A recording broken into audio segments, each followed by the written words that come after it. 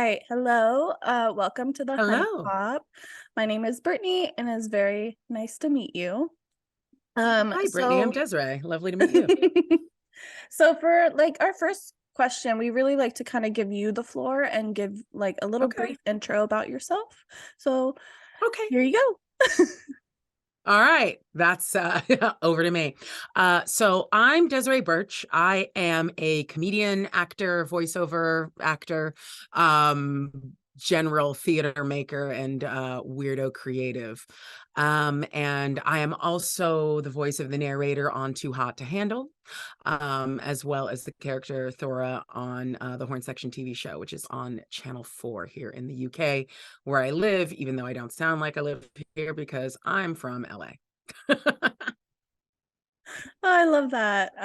So our next question is actually about the Netflix Too Hot to Handle. So Yes. season 4 just released earlier this month actually. So Mhm. what was your favorite part of narrating the series? My favorite part of narrating this particular series, like this particular, season 4, I mean, I think that I really liked this bunch of people. Just, like obviously everybody's lovely. I don't get to meet anybody in person, so I'm basing all of my answers on the same people that the audience is meeting via the TV show.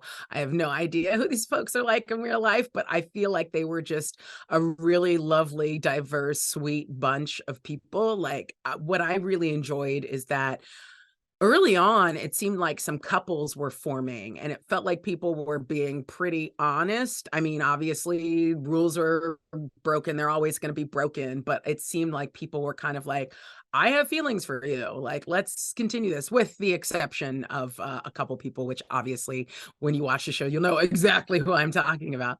But I really just, I enjoyed that once things started to kind of get locked in terms of people who were interested in each other. Obviously, there are bombshells throughout the season, but then you kind of get people who are hot and totally eligible, who maybe didn't find their person in this group, who then kind of wind up being like color commentary on what's going on, or maybe rule enforcers or this or that. Like, everybody kind of found their roles. Like, I loved how like Britton and Dominique became like the sort of Waldorf and Statler, but like the hot version of that for this show at some point, when they were like, okay, like, I'm not finding my match here, and Dominique was very strong to be like, yeah, Nigel, I already saw that you weren't interested in me first, and that was a big turnoff. So I'm just going to go ahead and pass, but good luck to you.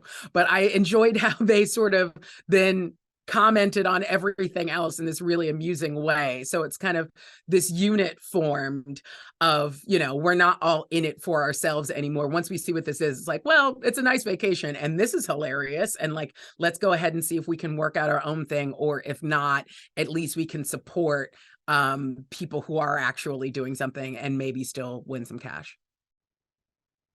No, that's really cool. And I think it's really cool that you get to kind of have like a bird's eye view of everything.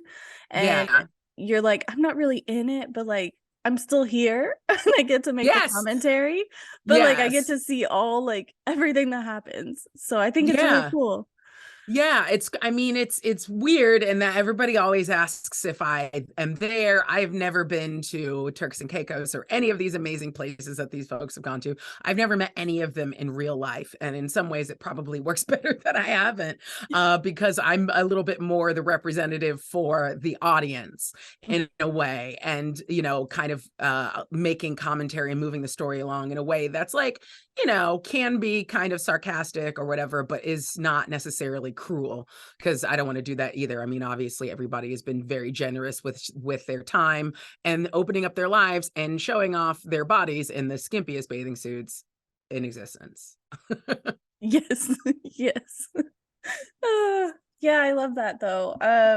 So with narration, how is it different from like, I mean, it's definitely different, obviously, but like, Yeah. how is it different from either being like a voiceover character or doing like an act, like being on camera or doing like your comedy stuff, like how would you kind of say is like it's different being like just the narrator?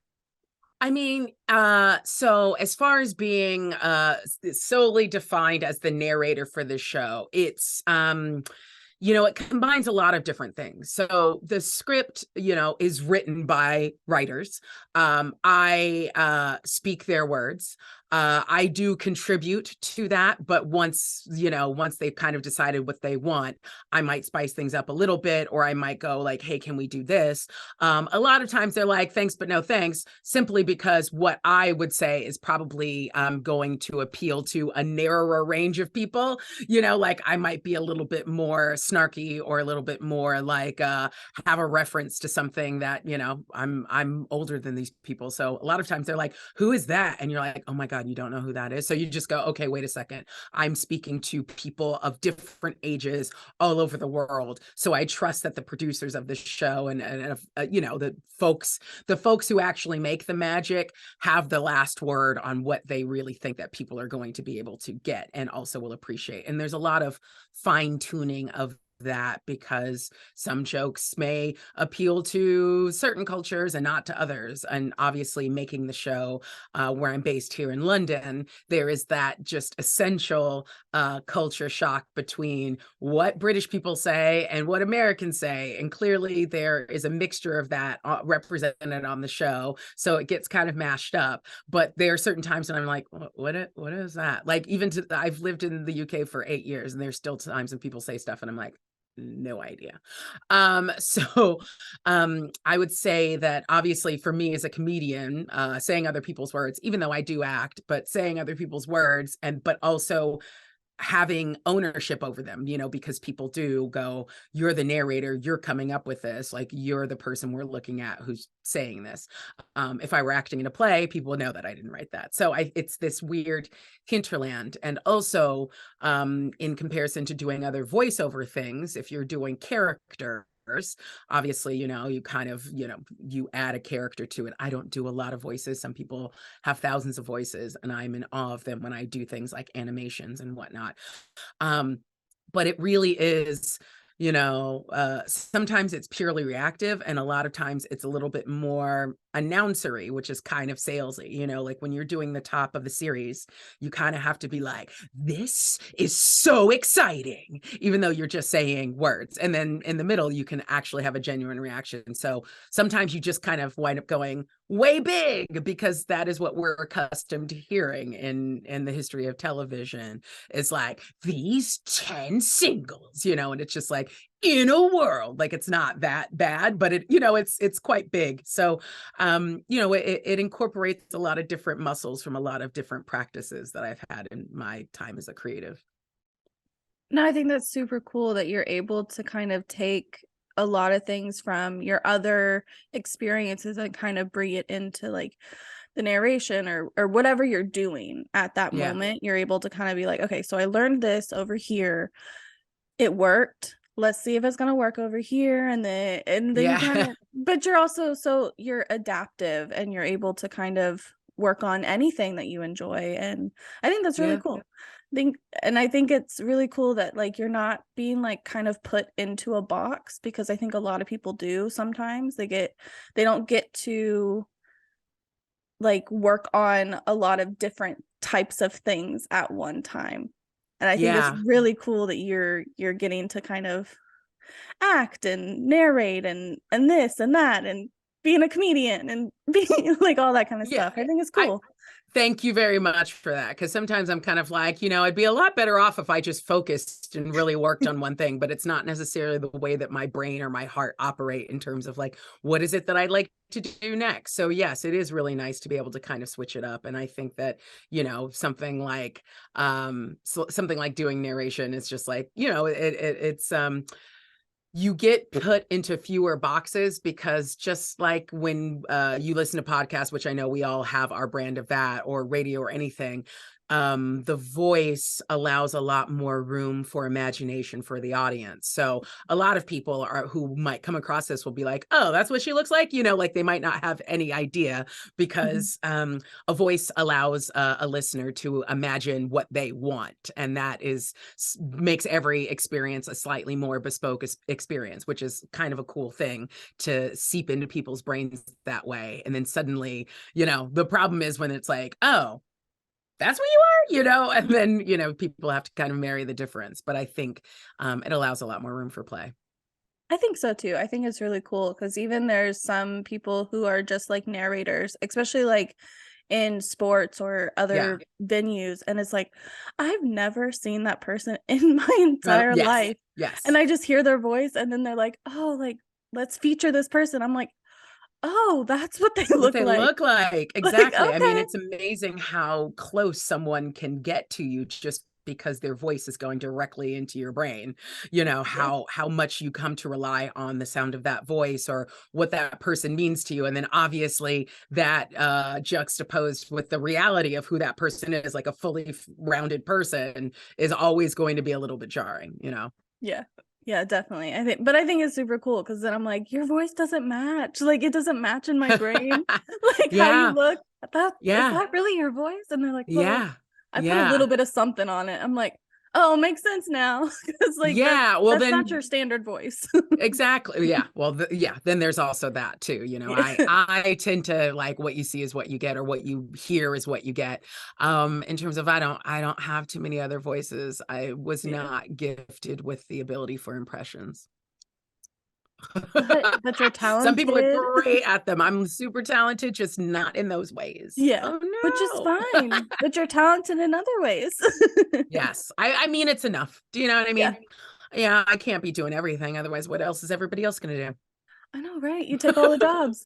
All right. All of them. But moving on, so you're also in a series called the Horne Section TV show. Yes. And could you tell us a little bit more about your character?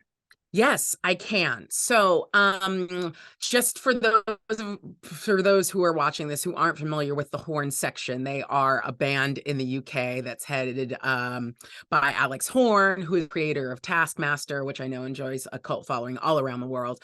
He also is the front man of this band, even though he is not a musical person himself. He is backed up by friends of his who all are incredible musicians, and they do a lot of comedy songs. So the premise of the show is that they he's trying to make his own sort of like late night show, and accidentally gets commissioned to do one, but it has to be live. And I, as his wife's friend who happens to be visiting that time and happens to have produced before, gets roped into being the de facto producer of this show that is constantly about to fall apart at the seams. I mean, band members just like wander off because, like, obviously they're musicians. They're like, I play this horn and that's what I can do. And otherwise, like, I've got my shoelace caught for an hour underneath a chair, and I'm otherwise occupied.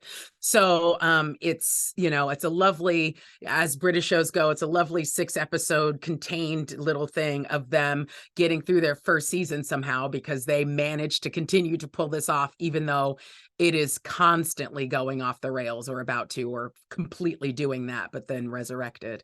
So I'm the sort of trying to keep everybody grounded a little bit. Yeah, kind of person, and just sort of making it happen. So it's a lot of me being comically frustrated and trying another tack, which I think for anyone who has worked in any kind of creative endeavor is pretty much the nature of anything you've ever put on, like a show, like a musical, whatever. It's always about to fall apart at the seams. But doesn't that make it fun? Of And course. then I mean, nobody wants to watch a show about a production that goes according to plan, and right. everything is executed flawlessly, right? And nobody is a troublemaker, and all of the celebrity guests get along with the host and are never divas. Yeah. But that's yeah, wouldn't be interesting to see. And instead, all of the opposite of that happens. I love that though. I think that's really fun and that you're able to do that kind of show while also doing so many other avenues of your life. It gives you a little bit of a different um like TV series to be a part of, and I think it's super cool. Yeah. It was And really, really fun. I love that like your character is the one who's trying to keep everything intact, and I'm pretty sure your character is like, please just do what you have to Yeah, do, guys. yeah, it's an exercise in futility and also of like improvisation, you know. I mean, she's in the booth running things and trying to get, you know, the assistant who's terrible. Yeah, obviously, why would you have like a good assistant producer? You know, just but you know, wonderfully, everybody on the show who works on it is just a delightful human being. So it was so much fun to do, because obviously when you're in those kinds of scenarios, I mean, it's just it's lots of 12 out to 14-hour days every day, and so it would get exhausting, particularly if there was anybody you couldn't deal with. But everyone is pretty much a dreamboat, and so the only real falling apart of things happens on set and not off, which I think is a true blessing. And yeah, like I hope we get to do more, because I think there's a lot more to be explored in that world. I think that'd be really cool. So what was it like working with the various other actors? Like, do you have any other, like, do you have any fun stories that like you're gonna take on like in the future, and you're like, oh my gosh, remember like when I was working on that show and like this person did this or whatever? Like, do you have any fun stories Oh, that you would want to share? I mean, I'm trying to think of I feel like the funnest stories I think were born out of just I'm trying to think. I was less familiar with the band's music before we did the show. You know, I had heard like a song or two kind of thing. So I think some of the best stories were just kind of like um being pleasantly surprised when I'm in the middle of a scene where like it turns kind of into a music video, which I didn't understand fully from the script, because in the script it just says, oh, and then the band plays One Lump or Two. And you're like, okay, cool. We'll cross that bridge when we come to it.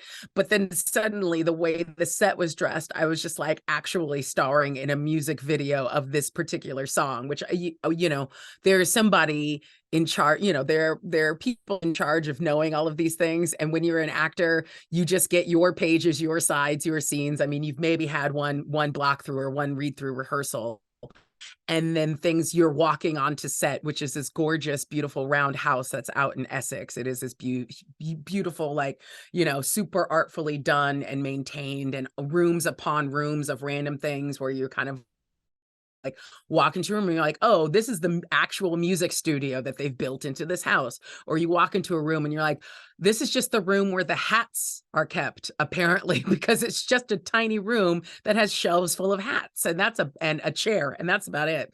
Yeah, and this is the room where the ceiling is quite short, because there are these old British homes that are just delightfully odd. And then you go, okay, this house is definitely haunted, isn't it? All right, cool. Well, see you guys tomorrow. So, yeah, I mean, the other actors who are on there, aside from Alex, who is a delight, and I didn't realize he was as good an actor as he is. Georgia Tennant, who is fantastic to work with and is much better known than all the rest of us. So it was really cool to have her on board. And another delightful woman, Camille Yuken, who is a comedy actress. And, you know, just watching people like her, or Tim Hendren, who plays Nellie, who's like the very overqualified runner on the show, who is a musical theater performer. So I didn't realize that until we were into production. And then there's a scene that we filmed close to the end where he kind of saves the day on a song and busts in and like really breaks it down. And like he's an amazing singer. And it's just, or like Camille is an amazing character actress and just pulled this different character that's totally different to who she is out, you know, of a basket. And it's great when you're surprised and delighted, like it was kind of like showing up to, you know, it's Christmas. Yeah. And then one day they brought an ice cream truck to set, because I can't recall if we were recording in the middle of A holiday, it must have been. I can't, but that, you know, it's Britain, the holidays are different. So it's just like I can't remember what it was, but then they just like were like, oh, we're just gonna bring like an ice cream truck on a certain day. And it was like, oh, that's sweet. It was kind of like a surprise of what celebrity guests might be showing up, who actually has a secret talent they're going to pull out, you know, being serenaded to, you know, just walking into the room and being like, oh, this is what we're doing. I think when a show is built on kind of kookiness and variety, there's like a never ending basket of delights as to what might be expected. I love that. I think that's so much fun, and that like every day that you were on set, it was just like a new experience. And I think you're gonna take that for the rest of your career and be like, remember that one show I was on? It Yeah. was just like Yeah. insane. They're not all like that, you know? I Yeah. mean, and that's also probably the benefit of working on comedy. Obviously, if you work on dramas, you know, there's sometimes a lot more audience for those things, but also like you're dealing with like, I don't know, a murder every day or something. It could probably get Yeah. really intense, you know? Yeah. You're like, okay, where's the comedy, guys? Where Yeah, can we yeah, laugh? yeah. Yeah, and this is definitely such a screwball type of like absurdist comedy that the weirder the better, you know? Yeah. I love that. But I kind of want to move on from like your like the acting side. Um, I want to talk about your comedy career. So you Mhm, had a Comedy Central special called Desiree Burch Live. mhm. How was that experience for you? And how would you say it's a different than some of the other work that you've done? And yeah, so kind of like talking about the filming of it, and what anything behind the scenes that you'd want to share or anything like that. Yeah, well, I'm going to do shameless plugs for myself because I actually have a couple of specials out there. I have one that's on Amazon Prime UK, which, you know, is Desiree Burch at the Soho Theatre, because they put out a season of things that were filmed at London Soho Theatre, as well as Desiree Burch Live on Comedy Central, as well as being part of Backstage with Catherine Ryan, which is on Amazon Prime as well. So check me out in a couple of places if you are interested in seeing my comedy. I think that, as specifically speaking to the Comedy Central one, which is now quite a few years back, I think that, you know, anytime you record stand up, it just becomes a different animal. I think that, the backstage of stand up in general, like for something like Backstage with Catherine Ryan, which in which, you know, you kind of, they're trying to bring more attention to the backstage component of what happens before and around a show. You know, that one's going to be a little bit glossier than most of the places that we actually have to look forward to as a backstage, which is usually a place that used to be a bathroom that the toilet's been taken out of or moved around. You know, like it's quite dingy and cramped back there typically, you know, and you're lucky you're like, this is a TV special and there's no light back here to put makeup on. You know, like but those are the venues that you're quite often in, especially if they're recordings, they're quite often like rock venues. So, you know, like you can see the history of what's been done by inebriated people with who wield guitars before you ever got there. And when you actually record stand up, it's kind of important to get to try to stay out of your head about it, because we're accustomed to performing in rooms of, I mean, you know, sometimes it's 50 people, sometimes it's 500, sometimes it's 1,000, you know, but it is an intimate live experience of something that is not going to be happening again or going to be distributed.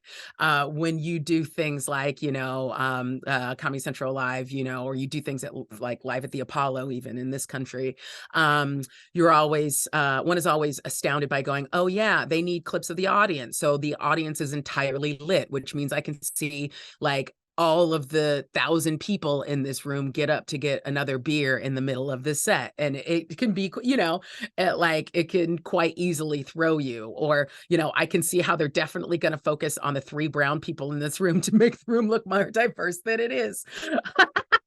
I mean, the tricks of the trade, right?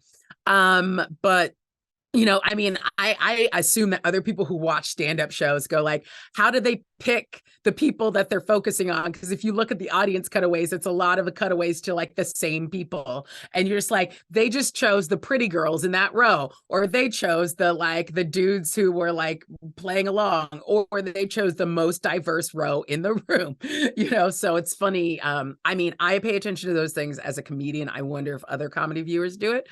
I mean, it's aside from all of the mechanics of doing it, you know, I mean, it is pretty fun, but it's also it's hard for it not to be kind of an out of body experience a bit, because the camera makes everybody aware that it's being recorded, not just you, but everyone in the audience. So everybody is not only laughing, but thinking about what they're laughing at and if they're being watched laughing at that thing. So it just makes it all a little bit tougher than it is even the night before when you did the rehearsal, you know, run through of the thing. I think everybody kind of goes like a little bit when the camera's on. And so it's just trying to ease your way back into like, it's just us in the room. Like, let's just get it back to just us in the room. No, I think thinking about it that way, because I do, when I watch things like that with a live audience, I do notice like where the cameras are. And I'm like, what are Yeah. y'all doing? I was like, Yes. Yes. there's more people.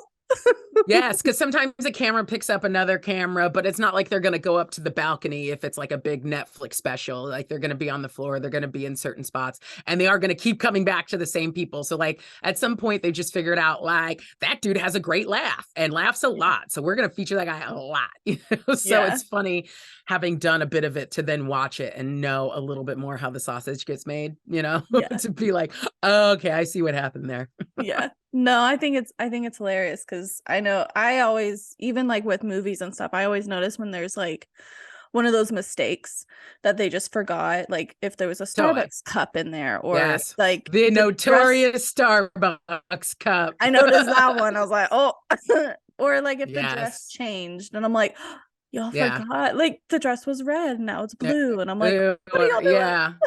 Yeah. doing? Yeah. I mean, the more you kind of make these things, the more you can understand how the shots are gotten. And then you go, oh, okay. So, like, they did their best with continuity there, but they probably shot that on 2 different days because the lighting Yes. is slightly different outside. And there's only so much you can control the weather, even if you're offsetting it with lights, you know? So, but ideally, the thing is good enough that you're not paying attention to that. You know Oh, what I mean? It's yeah. one of those, like, if anyone's looking at that, we got bigger problems generally, Yeah. you know? Yeah. Yeah. Definitely, definitely. I notice those things sometimes. I'm like, oh, all right. But I Yeah. also I understand like there are mistakes in everything. So I'm just like, ah, all right. Like that was Yeah. funny. Like that dress changed colors, or that dress is a completely new dress, and that's funny. Like, Yeah. but Yeah. but the show's Yeah. still good. Yes. um, Well, that's good. That's the only important thing. yeah. But I like learning about because we don't get a lot of comedians for the Honey Pop. Like we're starting to No. venture out into like interviewing more and more people and like Cool.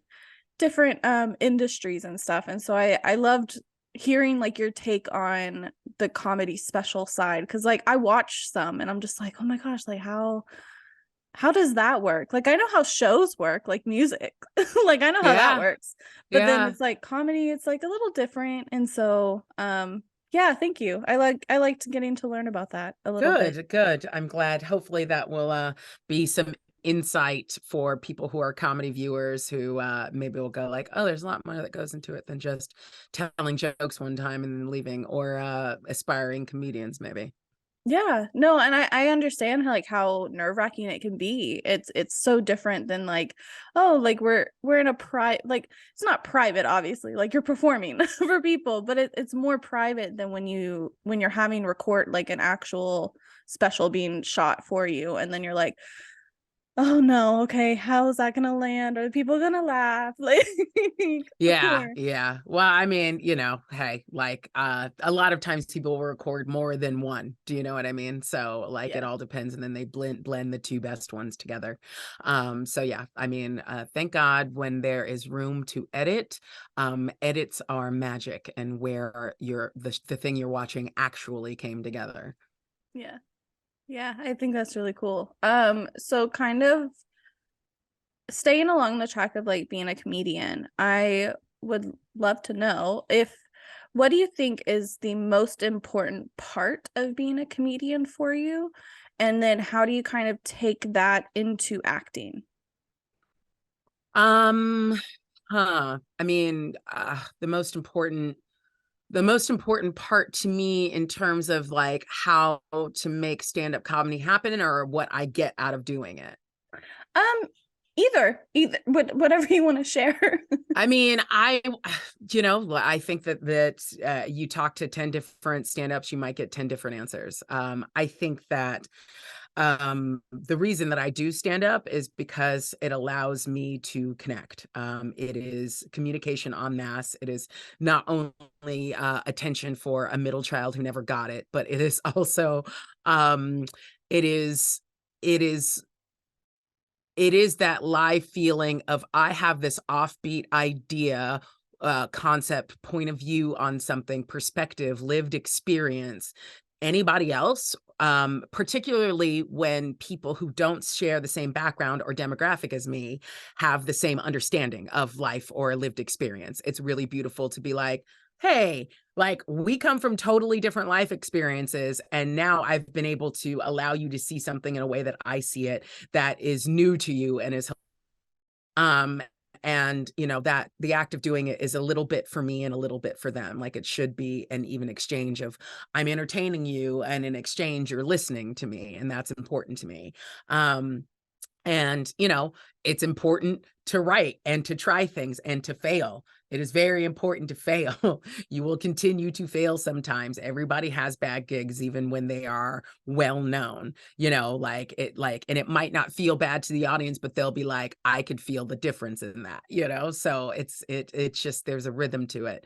And how I take any of that into acting, I guess I would say that there is still the act of communicating something. Even if you are using the same words, there are infinite ways to convey the same words with different understanding, clarity, and meaning. And so it's about kind of taking those words and trying to find a truth underneath them, because whether it's comedy or whether it's acting, I am trying to communicate interesting slip, communicate like a sort of human, a truthful human experience to another person. I think that's beautiful. I like that. Because I always find it so fascinating because I'm not an actor. I'm not a comedian. I just kind of, I'm a You're a photographer. journalist. I'm a Yeah. Okay. journalist. I'm a photographer. That's kind of my thing. So I always find it so fascinating getting like other viewpoints of like, so this is your industry. You're really good at it. Like what I want to know, like the gritty details of like that kind of stuff. Cause I find it so fascinating. I think it's really cool. Um, and I'm not like I would probably vomit if I got up on stage, to be honest with you. I like could Sometimes you not. want to, Yeah. sometimes I want to, do you know what I mean? And I just go, well, just keep going, just keep saying the next thing that you planned on saying and keep responding to the moment, and Yeah. yeah, sometimes you're just like, oh yeah. And then I get off stage and then I yak, but that's mostly due to acid reflux, not necessarily nerves, but also Yeah. nerves. Like, it happens. Like, I think that every time I'm about to do a show, I think I get like tired like 2 hours before. I think my body knows what's about to happen, and it's just like running down its sort of reserve energies, because once I go onto stage, all of it's got to be used. It does things to your body. Ask any other stand up. It's like your body starts to prepare for certain things in certain ways that you don't notice until you've been doing it for a while. Yeah. No, I think it's super cool. And I just want to thank you for sharing that with us. Like I think it's I just love learning. I really do. I love just talking to people who do different things than I do because like I'm never going to be in your shoes and I just think it's really cool. So, thank you. No, thank you. Thank you so much for asking and being so open to the answer. Yeah. So for our last question, because I don't want to keep you too long, we like to kind of give you the floor again and Okay. tell our viewers like anything that any projects you have coming up that you can say. Sure. And then anything that, because I'm gonna have all of your socials and everything kind of linked down below for them to easy access, but anything that you kind of like, I want you to go watch this, or I want you to go see this. Okay.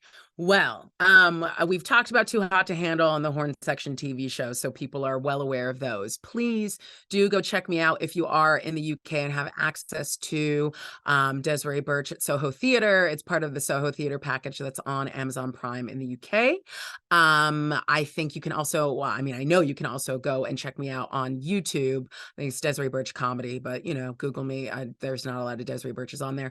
I have a series called Profiles in Fatness, in which I talked about the history of fat women in different areas of sports and music and culture and history, because I don't think that we see a lot of stories told. It's not like fat people just came out of the woodwork in the past 40 years. We've been here, we do stuff. It's dope. And I think we need to be appreciated on our own merits, rather than utilized for other people's, comedy purposes. And there's other clips of me that you can see there for sure. You obviously see me on socials, but if you Google me, there's plenty of stuff on YouTube where you can check out my comedy. You can also see me in The Sandman on Netflix, or if you go way back, you can see me on Flinch on there as well. So, you know, if you just can't get enough Desiree Burch, there are some places to find me. And if you've had enough, then thank you for your time. I hope you'll come back for more. Yay! Yay! Thank Cheers. you. Thank you so much. Thank you, Brittany.